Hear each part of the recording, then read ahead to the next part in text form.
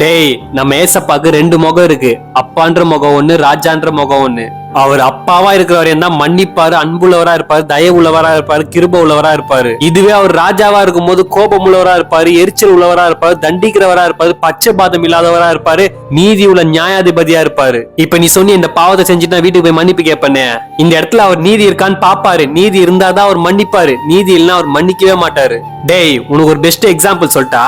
உங்க அப்பா போலீஸ், நீ பையன்னு வச்சுக்கோ, நீ ஒரு கொலை பண்ணிட்ட. உங்க அப்பா என்ன உன்னை காப்பாத்த பாப்பாரு? சான்ஸே இல்ல. உங்க அப்பா டியூட்டில இருக்கிறவரையும் உன்னை உள்ளதான் போடுவாரு. உங்க அப்பாக்கு டியூட்டி முடிஞ்சிட்ட அப்புறம் தான் இவன் நம்ம புள்ள இவன் எப்படி வெளியேற்றுவான்னு உங்க அப்பா பிளானே போடுவாரு. இதே போலதான் ஏசப்பாவும் அவர் அப்பாவா இருக்கும் போதுதான் மன்னிப்பாரு, அன்பா இருப்பாரு. இதுவே அவர் ராஜான்ற டியூட்டில இருக்கும் போது கோபம் உள்ளவரும் தண்டிக்கிறவரும் நீதி செய்யறவருமா இருப்பாருடா.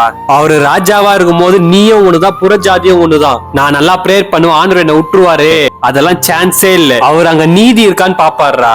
ஃபுல் வீடியோ பார்க்க கீழே லெஃப்ட் சைடுல ஒரு ப்ளே பட்டன் இருக்கும், அதை கிளிக் பண்ணி பாருங்க.